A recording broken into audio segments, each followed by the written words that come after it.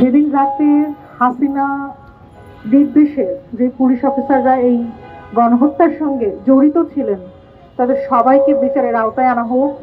Police, RAB, BDR কিংবা যেই জড়িত থাকুন না কেন তাকে অবশ্যই বিচারের আওতায় আনতে হবে। বিচার না করে একটা দেশ কখনো মুভ অন করতে পারে না, সামনে আগাতে পারে না। অনেক অনেক বছর পর আসলে এই ছাপা চত্বরে আসলাম। 13 সালে যখন মনে হয় এই খুব কাছেই ভাইয়ার লাশ মনে হয় আশেপাশে রাখা ছিল।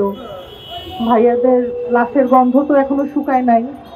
আমাদের বাংলাদেশে কবে বিচার হবে সেটা জানি না, তবে সরকারের উপর ভরসা রাখতে চাই, কারণ এই সরকার আমাদের সরকার, এই সরকার আমাদের সমর্থিত সরকার। 2013 সালে যা হয়েছে সেটা নতুন করে বলার কিছু নাই। 2013 সালের 5ই মে রাত 10টার সময় আমরা জানতে পারি যে ভাইয়ার মাথায় গুলি লাগছে। আমরা জানতাম ইসলামী ব্যাংক হাসপাতালে নিয়ে যাওয়া হয়েছে, কিন্তু আমরা যে ওখানে পাইনি। পরবর্তী দিন ভোর 5টায় আমরা আবার লাশ খুঁজতে বের হই ঢাকা মেডিকেল কলেজ এমার্জেন্সি ইউনিটে, এমার্জেন্সি মর্গে আর কি ভাইয়ার লাশটা পাই। এবং ভাইয়ার পকেটে যেহেতু বুয়েটের আইডি কার্ডটা ছিল, আমার মনে হয় খুব সম্ভবত এই জন্য ভাইয়ার লাশটা গুম হয় নাই। তো সরকারের কাছে মুচলেখা দিয়ে পোস্টমর্টমের পর আমরা লাশ নিয়ে আমাদের পারিবারিক গোরস্থান নওগাঁ পিরোজপুর গ্রামে নিয়ে যায় এবং সেখানে দাফন করা হয়। আমার ভাইয়া, আমার বাবা মায়ের স্বপ্ন ছিল এরকম একটা বুয়েটিয়ান ছেলে যে কম্পিউটার সায়েন্স অ্যান্ড ইঞ্জিনিয়ারিং এ পড়ছিল, সে আসলে বাবা মায়ের স্বপ্নের চেয়েও অনেক বেশি ছিল। আমরা মধ্যবিত্ত ফ্যামিলির মানুষ ছিলাম, আমাদের আশা অনেক বেশি আকাশচুম্বী ছিল না।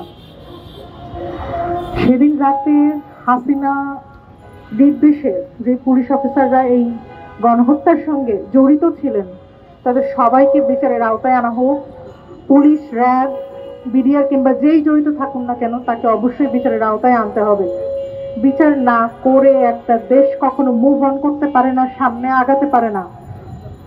আর আপনারা শহীদদের রক্তের সাথে বেইমানি বহুবার করছেন। 1971 করছেন, 2013-তে করছেন, 2009-এ করছেন, 2018-তে করছেন, 2024-এও করতেছেন। আমার আপনাদের কাছে আকুল আবেদন, বিচারের ব্যবস্থা করেন। বিচার না হলে বাংলাদেশের পক্ষে নতুন বাংলাদেশ গড়া সম্ভব না। আর শহীদের মায়ের কান্না, শহীদের মায়ের দীর্ঘশ্বাসকে ফেলে রেখে একটা দেশ আগাতে পারে না, এটা বারবার দেখেছি আমরা।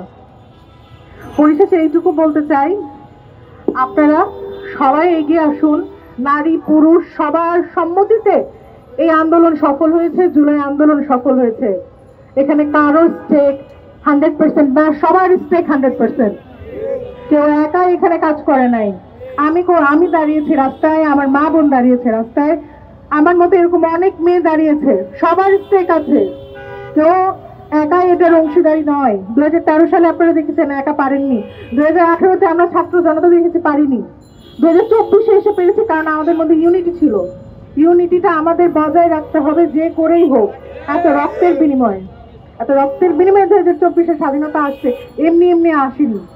আমি আবারও সবার কাছে অনুরোধ জানাবো সরকারের পক্ষে বলতে, যাতে করে এই বিচারগুলো প্রক্রিয়া আরো ত্বরান্বিত হয় এবং আরো তাড়াতাড়ি হয়, আমরা যেন দেখতে পাই। আমার মা যেন মারা যাওয়ার আগে তার ছেলের বিচার দেখে যেতে পারে।